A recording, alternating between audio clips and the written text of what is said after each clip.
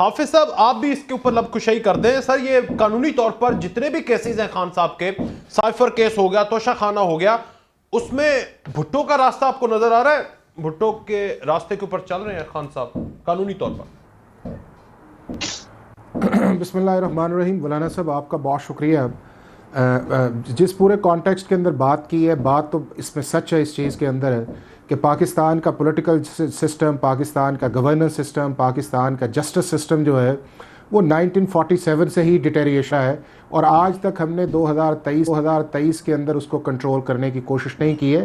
آپ ہر سال کو اگر آپ انالائز کر لیں 47 48 سے آن ورڈز اور 2023 تک، تو ہر سال ہمیں کچھ ایسے پریسیڈنٹ نظر آئیں گے کہ جو ہماری ہسٹری کے اندر نہیں ہوتے، لیکن اس سے ہمارا ملک جو ہے وہ ڈاؤن چلا گیا. آپ اکانومی کی بات دیکھ لیں کہ اکانومی جب پاکستان بنا تھا 3-3.5 روپے کا ڈالر تھا، ہم نے 380 میں پہنچا دیا.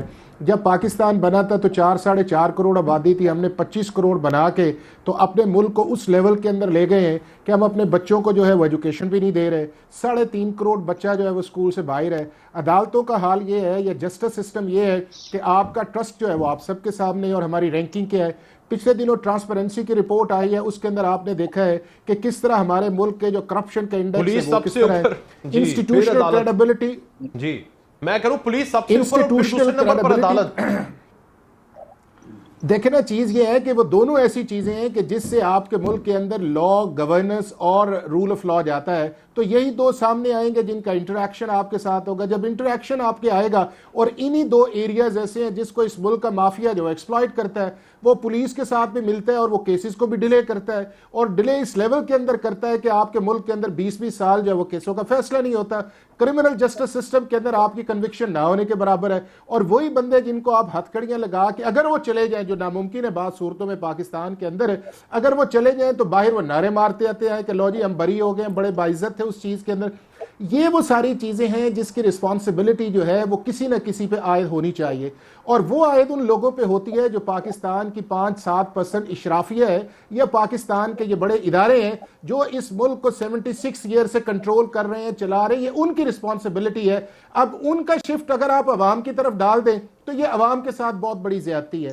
اب جس اسپیسیفک پوائنٹ پہ آپ نے ذکر کیا ہے کہ جس کیسز کا آپ نے ذکر کیا ہے، کیا اس ملک کے اندر سے جو ہے 88 سے آپ دیکھ لیں کہ ایک نئی کانٹروورسی کے اندر جا کے 97 تک، اور 97 کے اندر احتساب جو ایکٹ بنا، اور سیف الرحمان صاحب کے کیسز آپ کو نہیں پتا کہ سپریم کورٹ کے اندر گئے، وہاں کے اوپر جو تھی وہ ہائی کورٹ کے ججز کی جو آڈیو نہیں آپ کے سامنے آئی. اس کے بعد 2002 سے آگے آپ چلے جائیں تو پھر آپ دیکھیں اس ملک کے اندر جنرل مشرف صاحب نے کیا کیا. پھر 2013 کے اندر آپ چلے جائیں تو اس کے اندر آپ یہ دیکھ لیں کہ فوراً ہم دھرنوں کے اندر چلے گئے، ہم نے ہر ملک کی ہر چیز جو اس کو بٹھا کے رکھ دیا. اور جب ہم 2018 کے اندر گئے تو ہم نے کہا کہ نہیں، یہ سلیکٹڈ گورنمنٹ آ گئی ہے. اور پھر آپ اسمبلی کے اندر آپ تماشا دیکھ لیں کیا ہوتا رہا ہے.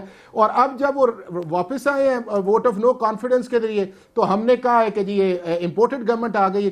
اس ساری سچویشن کا جو ہے وہ ایڈوانٹیج بھی اس ملک کا 1000-1500 بندہ لے رہا ہے، جس میں پولیٹیشنز ہیں، یہ ٹاپ کے لوگ ہیں، اور اس ملک کے سٹیٹس کو بھی یہی لوگ بات کرتے ہیں. آج آپ دیکھ لیں، آج سارا دن کتنے لوگوں نے بات کی آج اس ملک کے اندر کہ مہنگائی جو ہے وہ اس لیول پہ پہنچ گئی ہے کہ بچے جو ہیں وہ کھانا نہیں کھا سکتے، سٹنٹڈ آپ کی گروتھ چلی گئی ہے.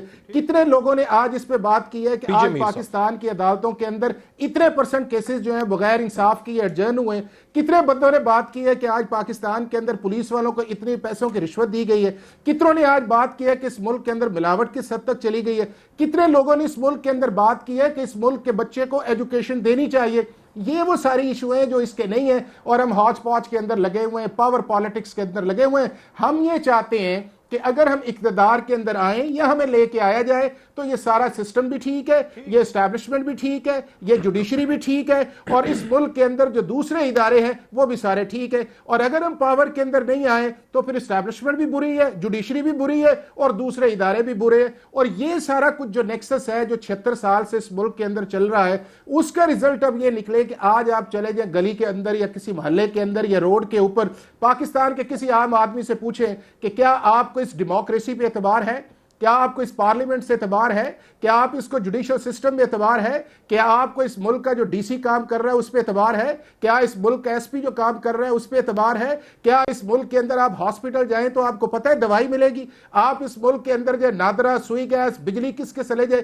کیا اس ملک کے اندر ہے دنیا کے اندر سب سے مہنگی بجلی پاکستان کے اندر 70 روپے یونٹ سے آپ چارج کر رہے ہیں؟ انڈسٹری آپ کے ملک کے اندر ہی لگ رہی، ایف ڈی آئی آپ کے ملک میں نہیں آ رہی، اوورسیز پاکستانی جو ہے وہ اس چیز کو رو رہے ہیں کہ ہماری پراپرٹیز کے یہاں پہ قبضے ہوتے ہیں۔